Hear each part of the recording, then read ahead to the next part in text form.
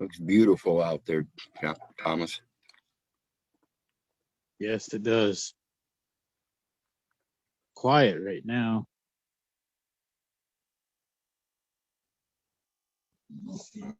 Hear the brook or not? The creek, as I call it.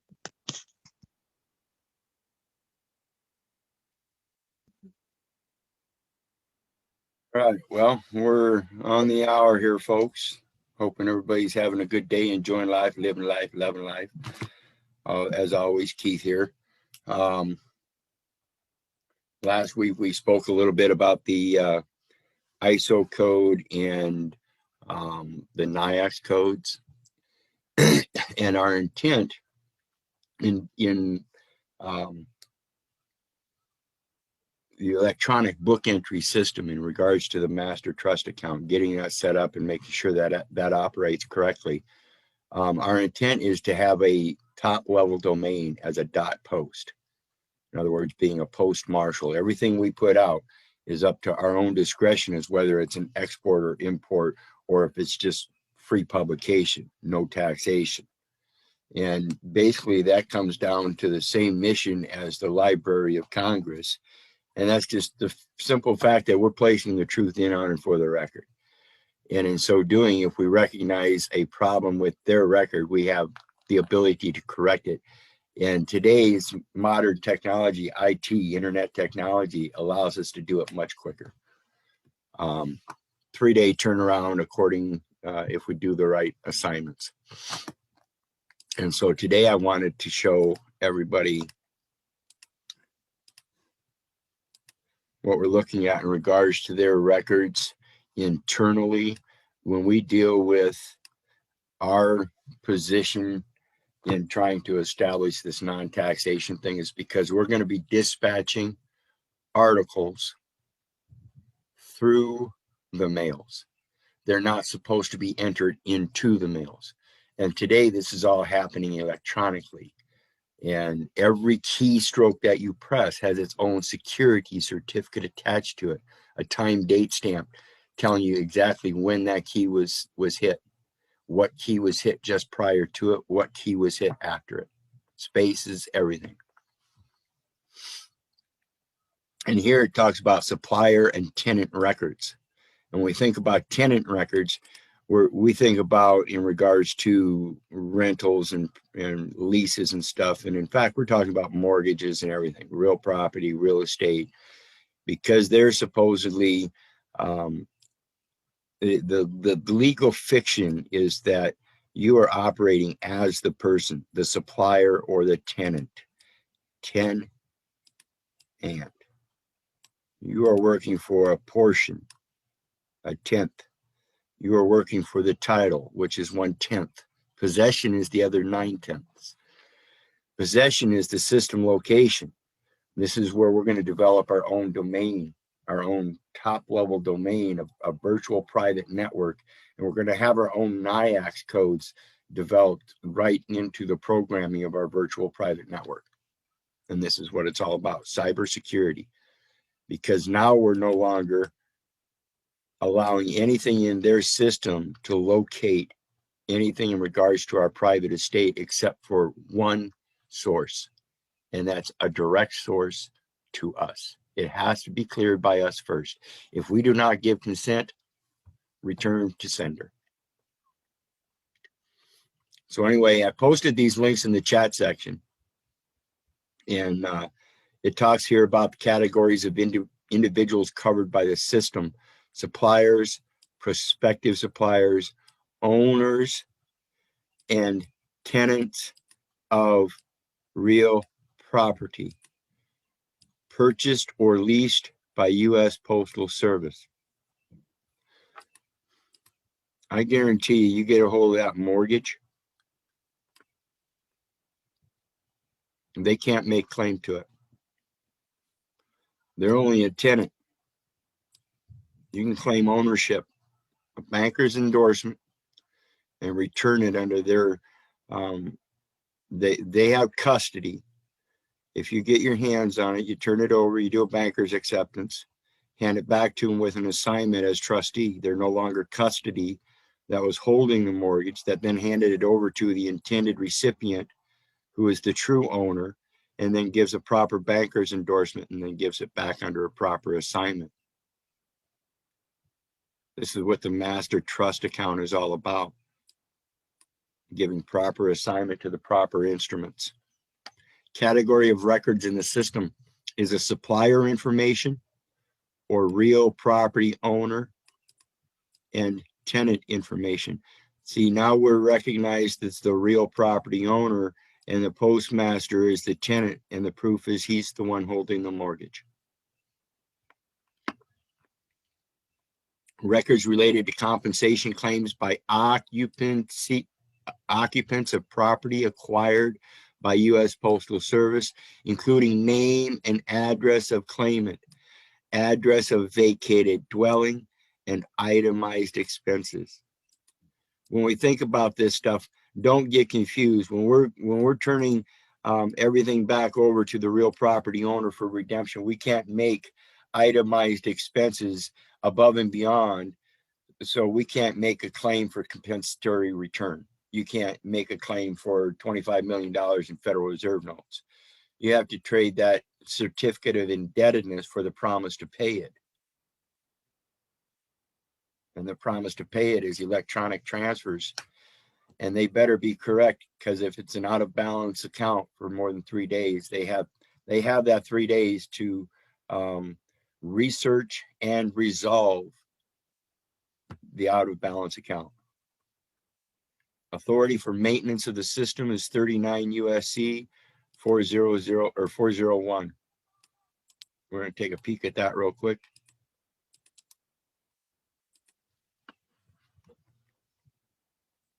And it says general powers of the Postal Service, and that is not martial powers of the Postal Service. And this is what tells me they do not, in fact, have plenary powers.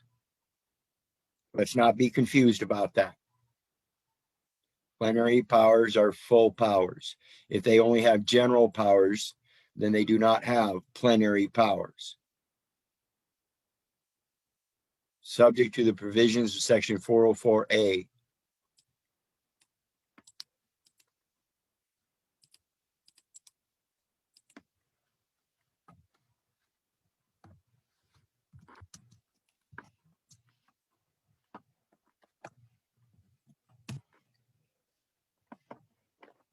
Oh, look at that.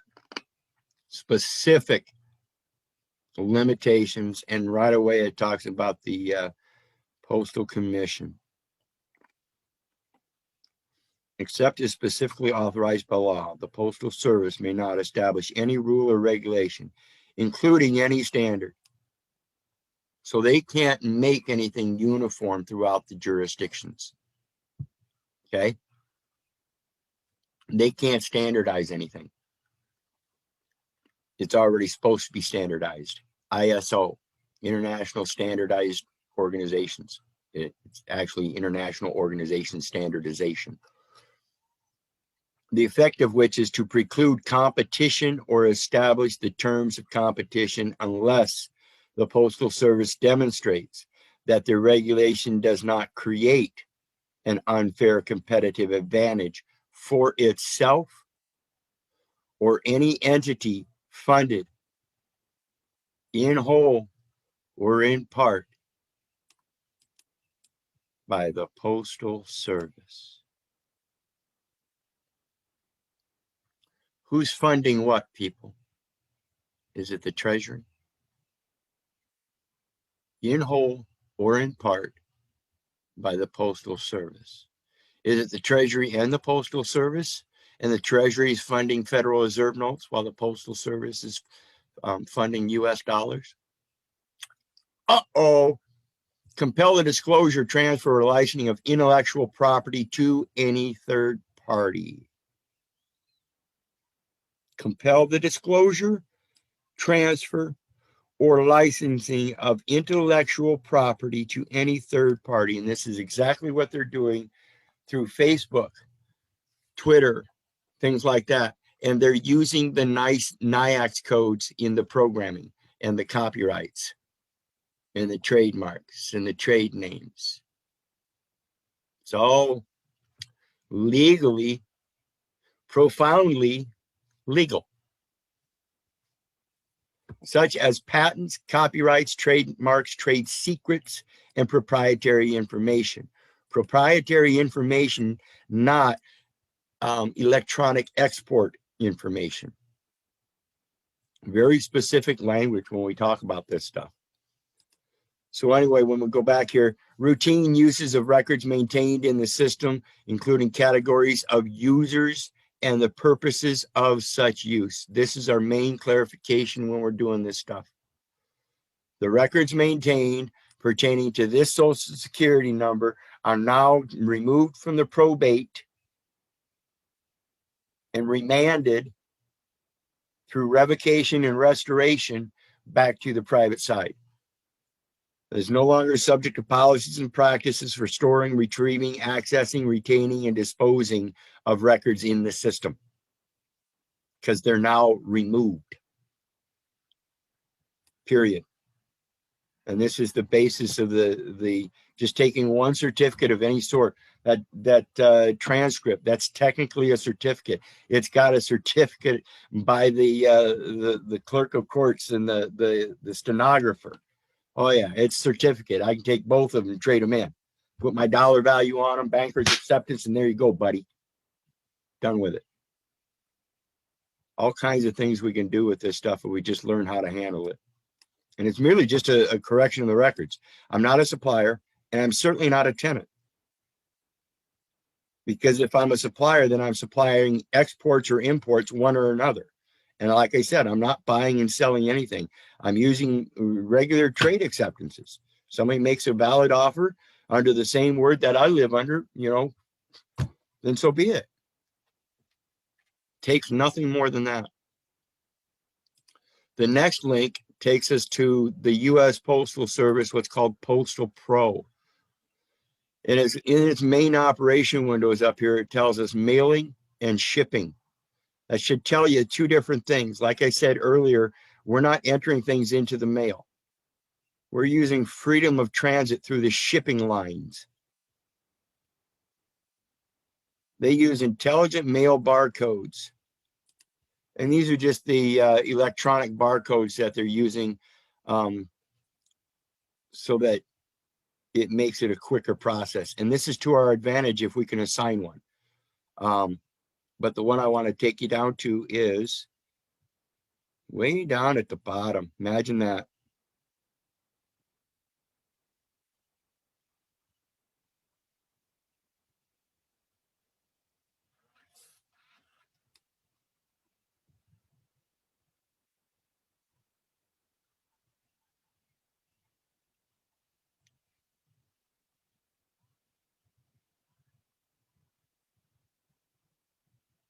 Let me find it here. Huh. Maybe I missed it.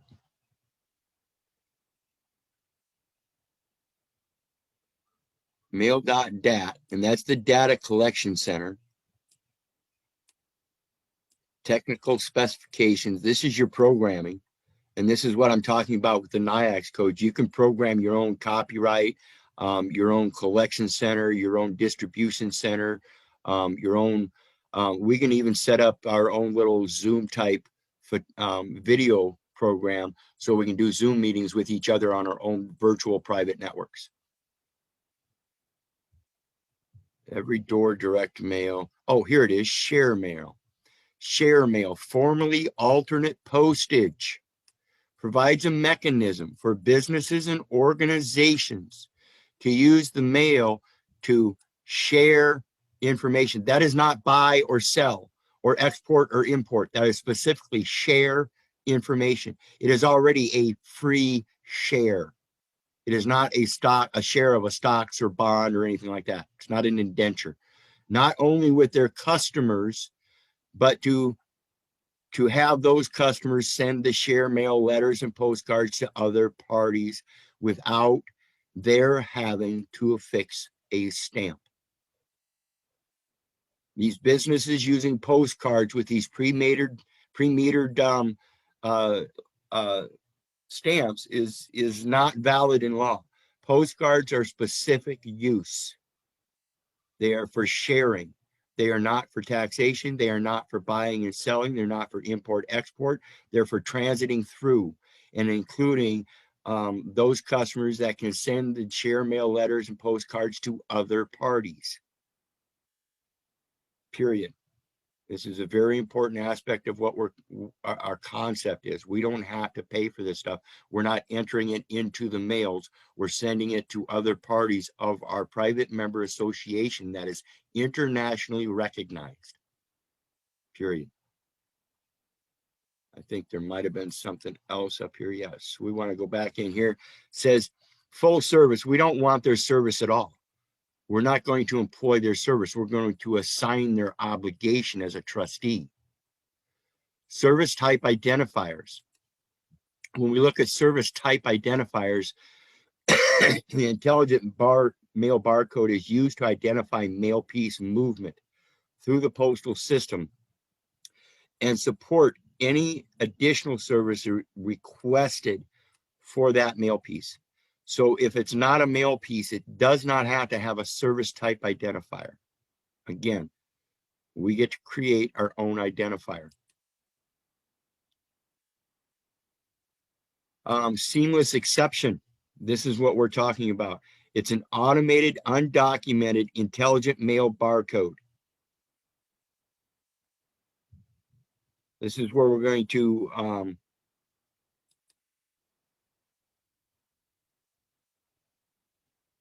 the automated, undocumented, intelligent mail barcode matching process. We have to have a matching record. So we're going to have a barcode that's going to match our record. And then it's set up like an if-then go-to program. First, it's got to match our record. And then from there, when we give instruction or execute it, then it can go down the next step of the line. If it doesn't, it gets sent back to the warrant officer of the highest degree within that cybersecurity system. This is international web or internet, World Wide Web.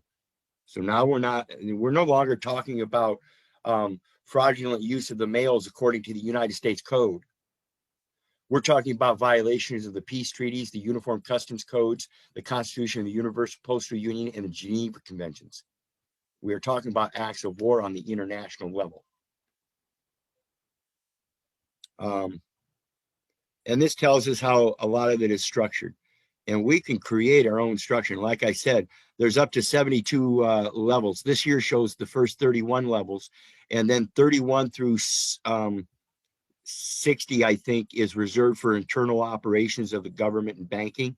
And then again, it starts at 62 to 72 for like private ones. And that's what I'm looking for, is that one that takes it so far out of their system, and that's that upper domain level. Anyway, it talks about converting XLSX file to text. And this is what tells us that we use those NIAX codes in our programming so that when something comes in that says it's supposed to open up into a text and our program says, no, I don't think so, it hasn't passed clearance yet, it doesn't get passed. It's got to be verified every keystroke. Because like I said, every keystroke has a security certificate. And if there's a break in the chain of titles, no, it's not valid, period. The electronic conversion is a port that we need to take advantage of because we can make it be perfect. When we talk about post office records, we go in here and it shows us the founding documents and stuff.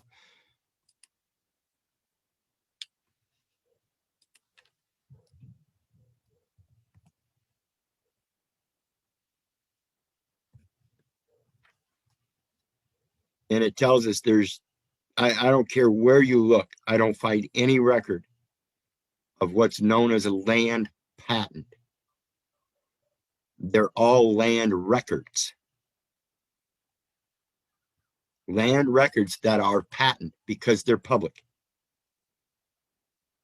land patents. It's just a different way. It is not actually a land patent. Patent is a verb that means it's observable. So it's just patent. Go look in the county records. Is it abandoned? Does it have a warranty deed? You know, most everything is missing some element in there that you can correct.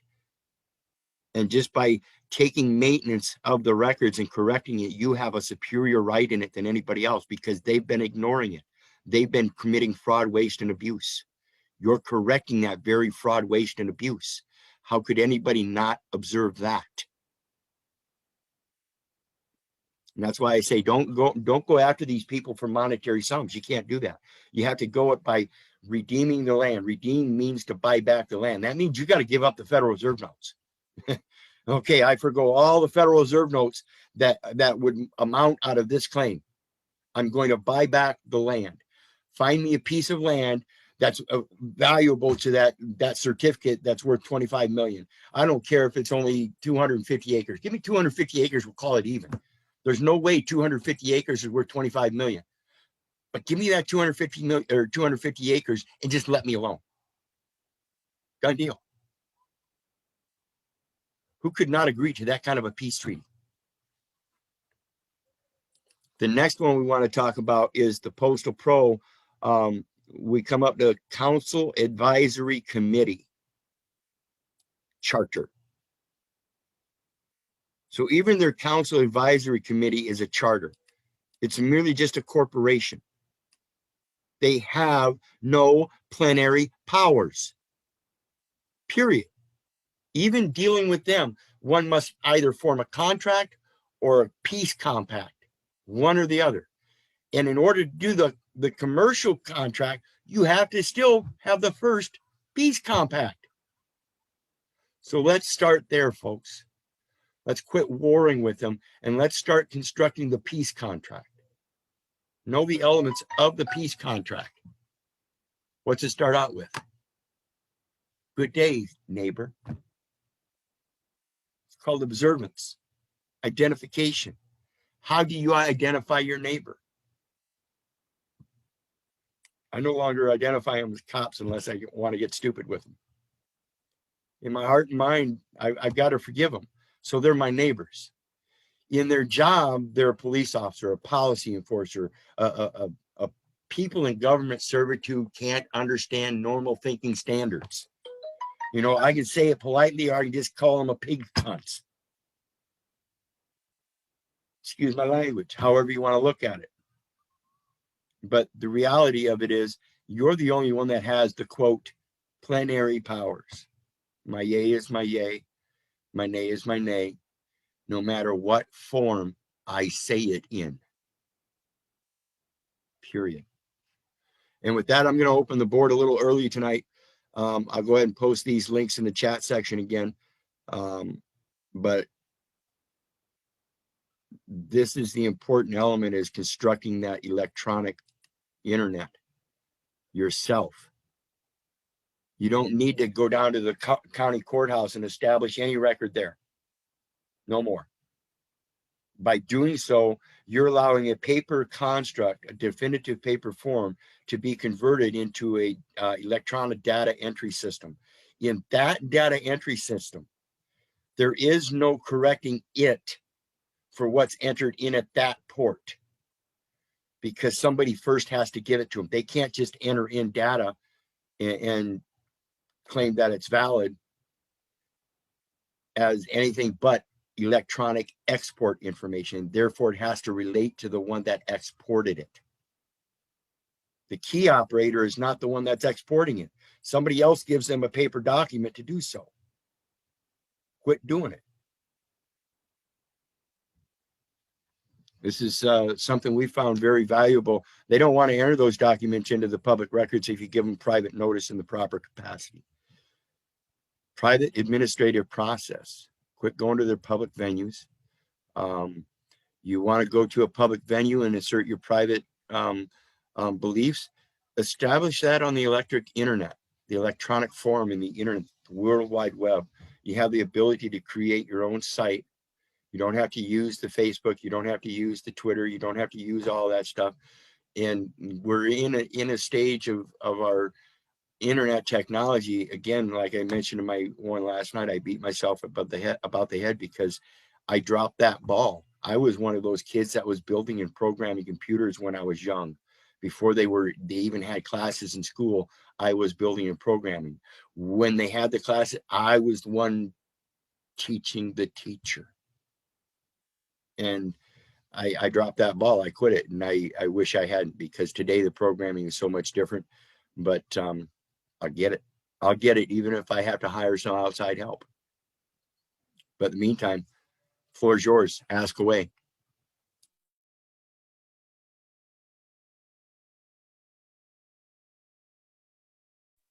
The question you were talking about the treaty. So basically, is this what we need to do? The peace treaty. Is this what we need to do when we're constructing our link on the electronic internet? Is to come up with the treaty first and then do the other information?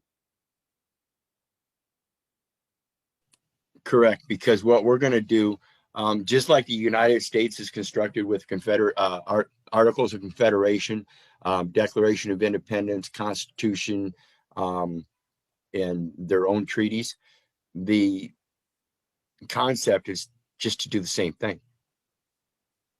Basically, that's why they have you to do articles of organization when you have your company. Yes. Same thing. Yes. Steps. Yep. And you can do that on the private side just by establishing the way you operate and expressing a trust. You don't have to call it a trust. You just express that you know who the grantor, grantee, trustee, beneficiaries are and how they're appropriately named. And I did that on my site. I also did my own patent on the site. On the bottom of every page is my patent in my own symbolic style of the alphabet, and then it's converted into the English language. So there's both forms. And then at the top of every page, I make a caveat, very plain and clear. And he who hires an attorney proves himself to be incompetent. Anyone hiring a lawyer or an attorney is already saying they're incompetent to handle that affair. Why would you do so? You have competence of seeking the proper counsel instead of somebody that's going to mislead you and turn things over. You don't want things turned over. You want things uncovered for what they actually are. And I think that's pretty simple. That's why I get in this discussion. Earlier, somebody was talking about copyrights and trademarks, and I don't need any of it. All right, because all you really got to do is put it online. You basically are saying it belongs to you because nobody's ever claimed it as theirs. So that's your copyright right there. And it's patently observable. And it's also got a Right. time date stamp, who created first, and it's in electronic form that can't be defeated. I mean, you can't go create a previous date timestamp that's going to match with the first entry on record of when it was electronically created through a security certificate in the electronic system through one keystroke, the first keystroke. My first keystroke is already made, and it leads to that symbol. So anytime you see that symbol, it'll trace right back to that first keystroke. Right. Because basically what you want to do is when you're doing that, so that's basically how you can bring all your companies up under you on the private side, is just put them up under you on the internet. Yep. That See, shows everybody thinks you go to the public venue down at the courthouse. No, it's public. That's why I kept telling them, you're going down there letting them stamp your documents. That at that point it's public. Then you got to figure out how to either come up with a private notary, or you got to have your own medallion stamp, which that's what I'm interested in right now. So that basically I had to put myself as the banker. But once you are the post marshal, you are the banker and the judge. Right. And see, what we're going to do is we're not actually going to create a medallion stamp. We're going to make use of a banker that has the right of use of a medallion stamp. So when we get our certificate or whatever drawn up to convey back to them for the transfer of funds and removal of everything out of probate back to the private estate, the essence of it is we're going to make a banking transaction through a draft, which is then going to be handed to the medallion banker. And it's going to have the assignment making them the trustee to draw up the instruments appropriately according to the banking. Right, because they've been the trustee and the fiduciary the whole time. That's the part that they're waiting on you to step up as the grantor to tell them exactly what they need to do and how it needs to be done. Yeah, UCC 8-501, I think it is.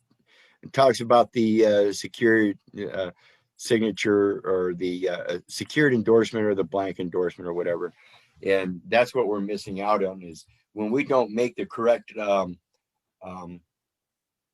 qualifying signature as a banker's endorsement, then the banker makes that and gets the credit. Right. When you're supposed to be the banker, then you basically done gave your position up to somebody else. So then at that point, you're not the grantor.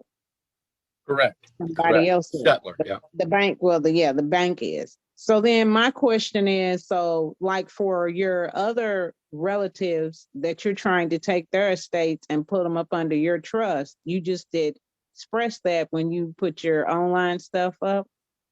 Yeah. Okay. Yeah, you can just, if you've got your own site, all you got to do is make it known. Make it known. Hereby adopts beneficial member.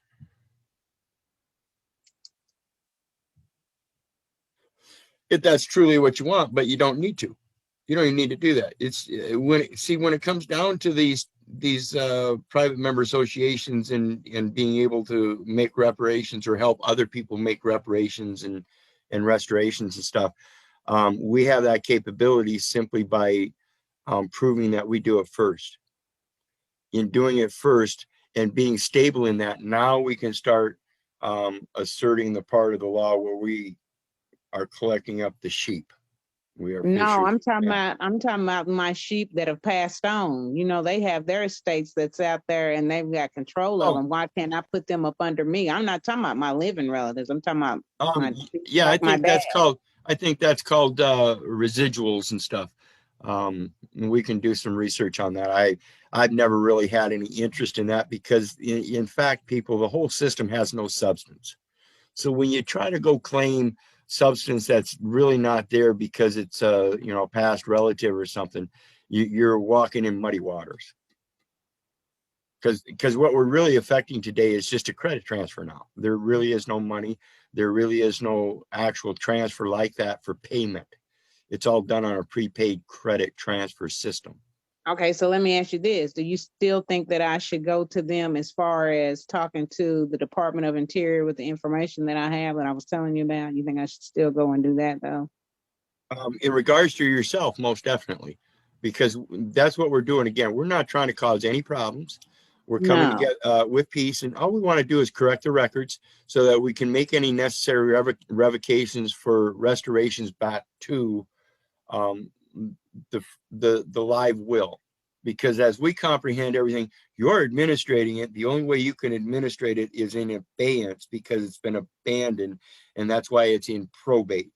And that's why it's being taxed and commercialized, because you have to get paid for it, and therefore there has to be taxation to move it.